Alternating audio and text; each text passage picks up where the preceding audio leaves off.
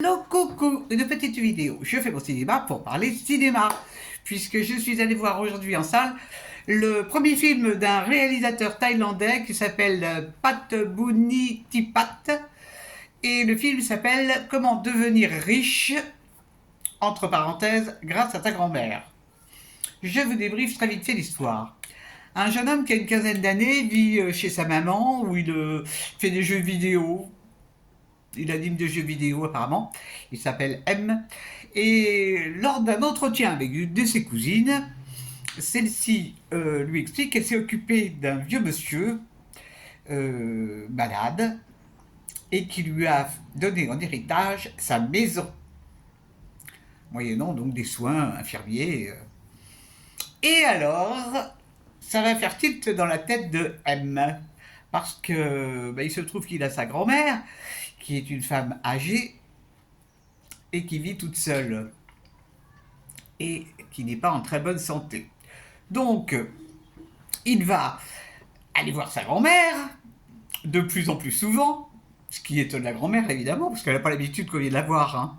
Elle a 3 enfants, cette femme. Elle a 2 grands garçons et une grande fille, donc tout le monde est adulte, avec enfants et tout et tout et tout.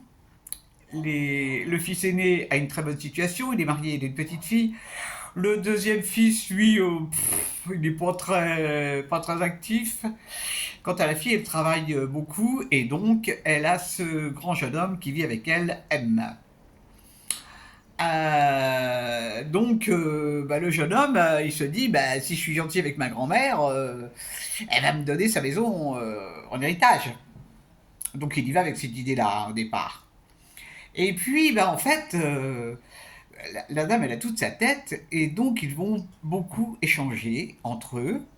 Elle va beaucoup parler de sa vie, elle va parler de ses enfants, elle va parler de, de son travail, parce qu'elle vend, elle vend des trucs sur le marché.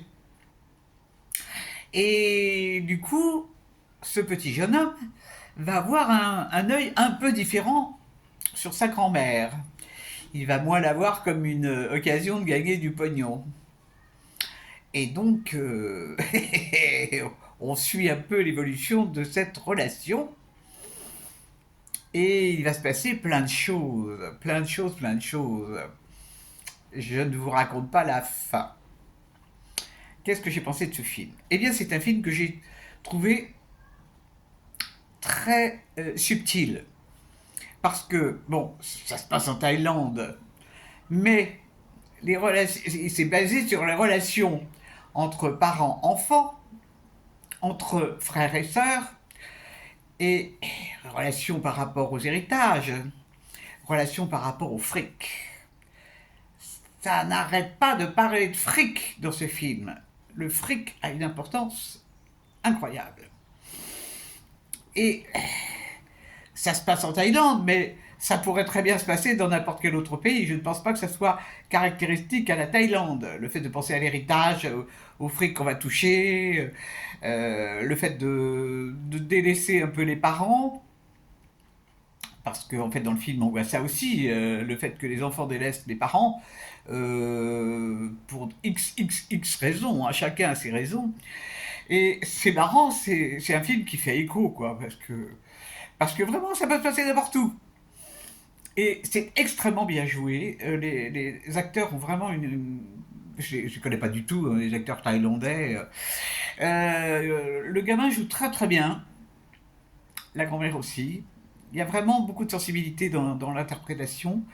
Et j'ai été contente de le voir. Contente de le voir. C'est un film qui va sûrement pas marcher parce qu'on n'en parle pas.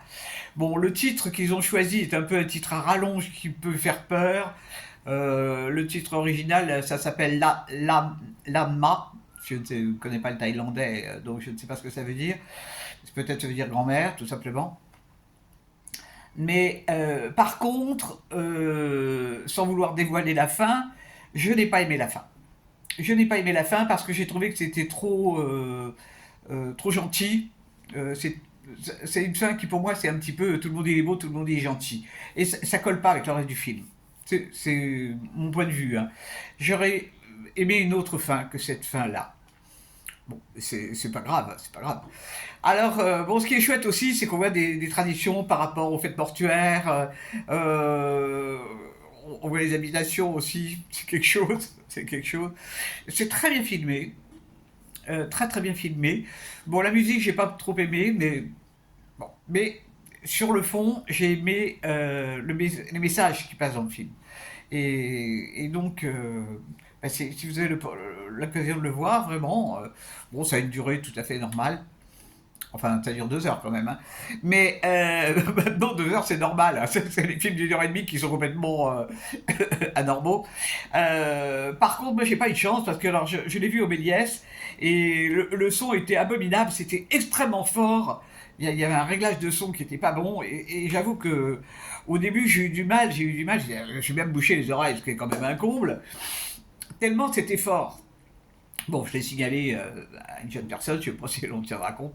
Bon, voilà, voilà. Donc ça s'appelle Comment devenir riche grâce à sa grand-mère. Et c'est en salle en ce moment. Donc je vous le recommande. Voilà, voilà. Bah, sinon, il y a pas mal de films au Méliès qui vont passer qui ont l'air bigrement intéressants. Donc ça, c'est chouette. Je vais aller voir le film concernant ce monsieur qui était psychiatre. Ça va être pour vendredi. Et puis il y a deux, trois films qui passent au MK2 aussi qui sont pas extraordinaires, mais bon, ça passera. Peut-être ça sera l'occasion de passer un bon moment et de voir des acteurs sympathiques. Voilà, voilà, voilà. Et ben, j'espère que vous êtes tous en pleine forme. Et je vous dis salut, salut, à la prochaine pour parler cinéma ou autre.